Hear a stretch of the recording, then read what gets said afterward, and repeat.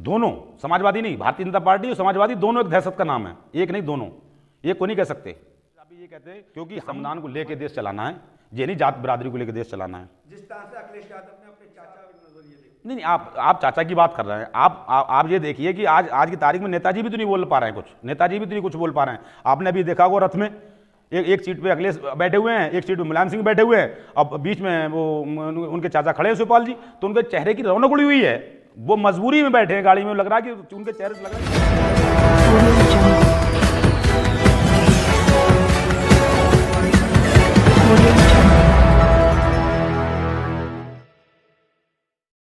मायावती और ओवैसी एक साथ आ जाए तो बदल जाएगी उत्तर प्रदेश की तस्वीर।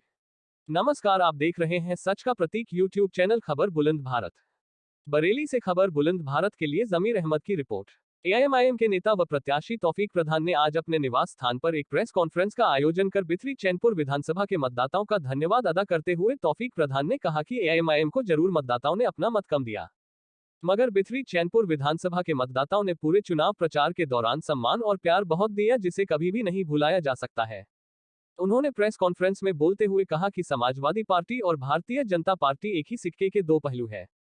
उन्होंने कहा कि भाजपा मुसलमानों से हिंदुओं को डराती है तो सपा मुसलमानों को भाजपा से डराती है।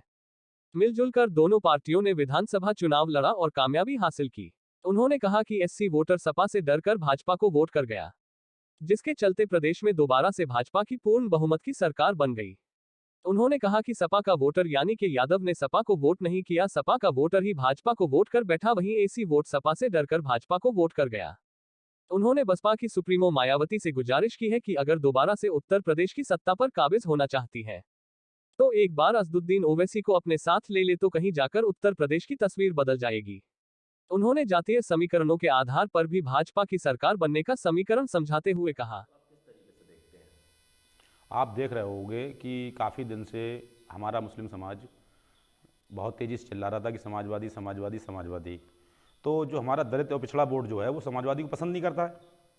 क्योंकि मैं अपने गांव से जब से मैंने प्रधानी लड़ी और जिला पंचायत लड़ी तब से मैंने इसका सर्वे किया है, वो समाजवादी से चिढ़ता है, मुसलमान से नहीं चिढ़ता है वो, क्योंकि वो समाजवादी सरकार नहीं देखना चाहता है। तो बहुजन समाज का जो वोट था वो बीएसपी को ना पढ़ के वो सीधा बीजेपी को गया कि समाजवादी की सरकार ना बने।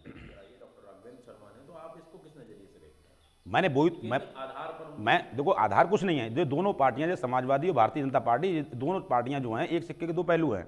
इनकी पूरी से ऊपर से रणनीति है कि हम हिंदू मुस्लिम चुनाव करें और जनता को उन्होंने पता था कि हाँ हम फाइट में आएंगे, हम मजबूत होंगे, मुसलमान हमारी तरफ आएंगे और जब दलित जो पिछड़ा वर्ग है वो भारतीय जनता पार्टी की तरफ जाएगा। तो उन्होंने पहले से ये रणनीति बनाई थी बड़े चैनलों द्वारा कि लोगों को भयभीत करो, डर के ढांचे में ढालो, तो ऑटोमेटिक हम सत्ता में आएंगे। वही बीजेपी करने में कामयाब हुई। जो आपको पढ़ना चाहिए आपको ना पढ़ के बीजेपी को पढ़ा है। देखो, जो हवा भारतीय जनता पार्टी ने बनाई थी उस हवा से जो मुस्लिम वोट था वो समाजवादी की तरफ को भागा। मुस्लिम वोट जब समाजवादी की तरफ को भागा तो जो मैं फिर वही कहना चाहता हूं कि दलित वोट जो है, हमारा पिछड़ा वोट जो है, जैसे कि मौर्य हो गया, कश्यप हो गया, धोबी हो गया, कोरी हो गया, पासी हो गया, ये वोट जो है समाजवादी सरकार को देखना पसंद नहीं करता। तो उनका ये कहना है कि समाजवादी सरकार नहीं चाहिए, भले हमें बीजेपी सरकार में जाना पड़े। तो उसी आधार पर वो लोग बीजेपी सरकार को गए हैं, मगर बीजेपी सरकार से उन्हें कोई मतलब नहीं है, मगर खाली डर के माहौल में गए हैं वो। तो बहुजन को क्यों नहीं गया? बहुजन को बहुत कमजोर दिखाया, कि बहुजन को इतना कमजोर दिखा दिया प्रदेश में कि बहुजन कहीं से तक टक्कर में ही नहीं है। क्योंकि मैंने पहले भी इंटरव्यू कई एक देखे थे तो लोगों ने कहा था कि जब हमारे साथ मुस्लिम समाज नहीं है तो हम कैसे फैड में आ सकते हैं।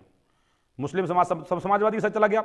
अच्छा, मैं दूसरी बात अपने समाज को कहना चाहता हूँ, मुस्लिम समाज को कहना चाहता हूँ एक बात कि आप 6% में जाओगे, 7% में जाओगे, चलो मानता हूँ 20-22% हो आप, अगर तुम 6% में जाओगे तो सरकार कैसे बना लोगे? क्योंकि 6% में से भी 2% भारतीय जनता पार्टी को जाता है, यादव समाज।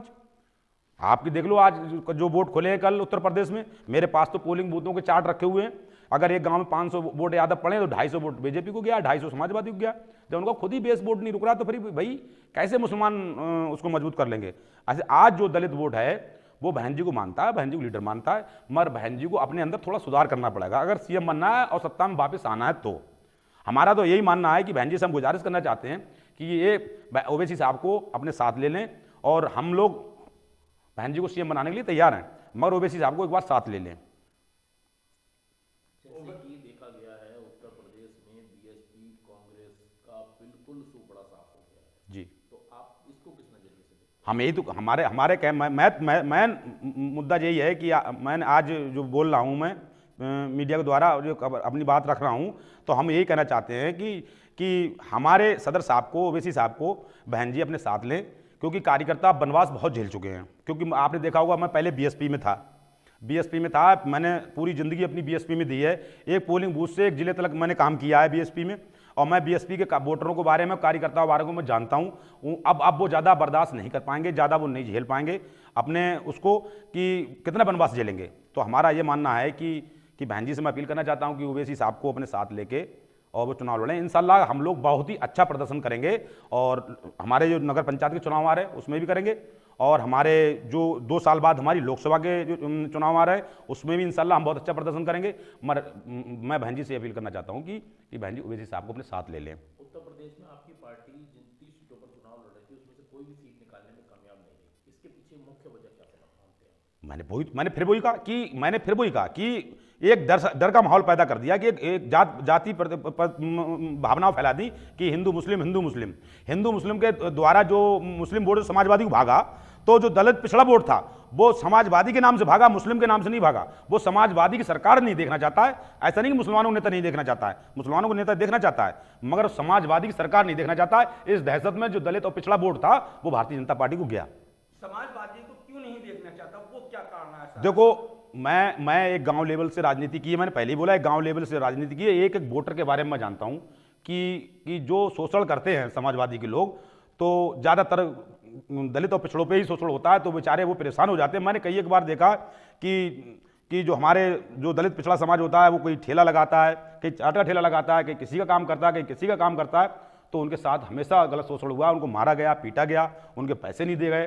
तो वो कैसे सरकार समाजवादी की देखना पसंद करेंगे? यादव समाज करता है या समाजवादी पार्टी करती है? आप समाजवादी पार्टी किसकी आप समझ ही रहे हो? समाजवादी जिनकी पार्टी उन्हीं की तो बात हो रही है। मुस्लिम समाज से कोई नहीं चलता दलित वोट, मुस्लिम के साथ है दलित जी। मैं प्रधान बना तो वहाँ हमारे 2700 की पोलिंग, मुझे 2 बार प्रधान बनाया।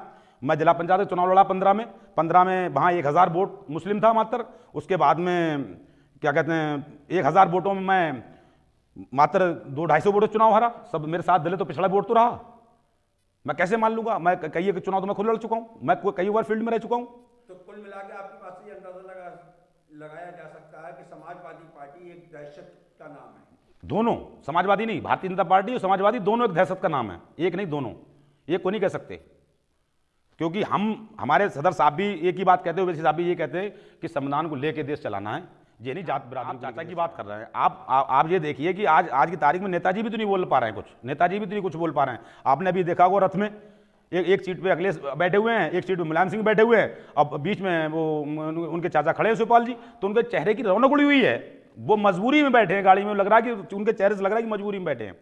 उन्होंने तो लीडरशिप जो पुरानी थी वो खत्म कर दी समाजवादी की।